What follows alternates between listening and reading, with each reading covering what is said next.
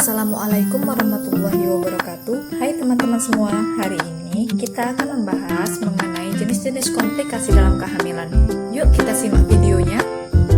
Baik, yang pertama yaitu abortus. Abortus adalah pengeluaran hasil konsepsi sebelum janin dapat hidup di luar kandungan. Macam-macam abortus dibagi lagi menjadi 5. Yang pertama, abortus imminens. Dengan ciri-ciri, perdarahan sedikit, nyeri perut sedang, uterus sesuai usia kehamilan, serviks tertutup, gejala khas tidak ada eksklusi jaringan konsepsi. Yang kedua yaitu abortus incipiens. Dengan ciri-ciri, perdarahan sedang atau bisa banyak, nyeri perut sedang atau bisa hebat, uterus sesuai umur kehamilan, serviks terbuka, gejala khas tidak ada eksklusi jaringan konsepsi. Yang ketiga yaitu abortus incomplete. Dengan ciri-ciri perdarahan sedang atau bisa banyak, nyeri perut sedang atau bisa hebat, uterus sesuai dengan umur kehamilan, serviks terbuka, gejala khas eksklusi sebagian jaringan konsepsi. Yang keempat, abortus komplit.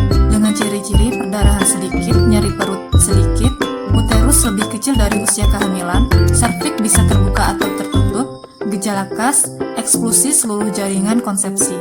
Yang kelima, May-said abortus. Dengan ciri-ciri perdarahan tidak ada, nyeri perut tidak ada, uterus lebih kecil dari usia kehamilan, serviks tertutup. Gejala khas, janin telah mati tapi tidak ada eksklusi jaringan konsepsi. Selanjutnya, kehamilan ektopik terganggu, yaitu kehamilan yang terjadi di luar rahim atau uterus.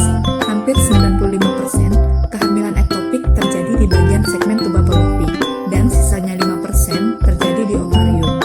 Diagnosisnya yaitu perdarahan pervaginam dari puncak hingga berjumlah sedang, kesadaran menurun, pucat, hipotensi dan hipovolemia, nyeri abdomen dan pelvis, nyeri goyang porsius, serviks tertutup. Ketuban pecah dini, yaitu keadaan pecahnya selaput ketuban sebelum persalinan atau dimulainya tanda infartum. Cara menegakkan diagnosisnya, yang pertama kenali bau cairan ketuban yang khas. Yang kedua, tes nitrazin, yaitu melihat kertas lakmus berubah dari merah menjadi warna biru. Berikutnya mengenai placenta previa dibagi menjadi 4. Yang pertama, placenta previa totalis. Yang kedua, placenta previa partialis. Yang ketiga, placenta previa marginalis. Yang keempat, placenta previa letak rendah. Nah, berikut ini adalah salah satu contoh gambar mengenai placenta previa. Diagnosisnya yang pertama, perdarahan tanpa nyeri usia kehamilan lebih dari 22 minggu. Yang kedua, darah segar yang keluar sesuai dengan beratnya anemia. Yang ketiga, terjadinya shock. Yang keempat, tidak ada kontraksi uterus. Yang kelima, bagian terendah janin tidak masuk pintu atas panggul. Yang keenam, kondisi janin normal atau terjadi gawat janin. Penegakan diagnosis dibantu dengan pemeriksaan USG.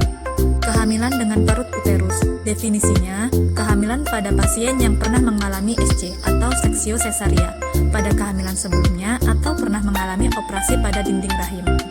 Diagnosisnya yang pertama yaitu kehamilan dengan parut uterus diketahui dari anamnesis. Yang kedua, dilakukan pemeriksaan fisik pada bagian abdomen terdapat luka bagian bekas operasi sesar.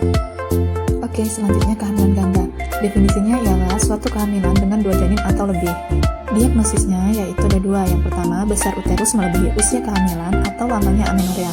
Yang kedua, hasil palpasi abdomen mengarah ke kehamilan ganda.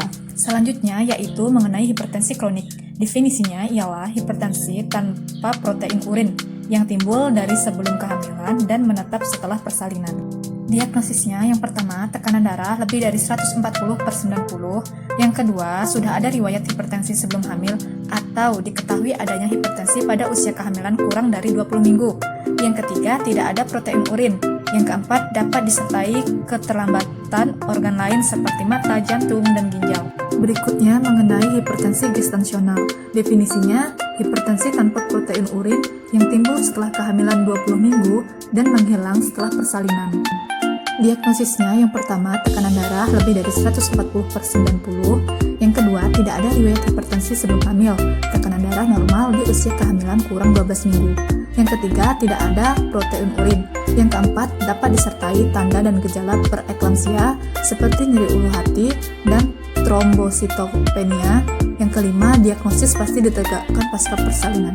Cukup sekian penjelasan yang saya sampaikan, semoga bermanfaat. Saya akhiri. Wassalamualaikum warahmatullahi wabarakatuh.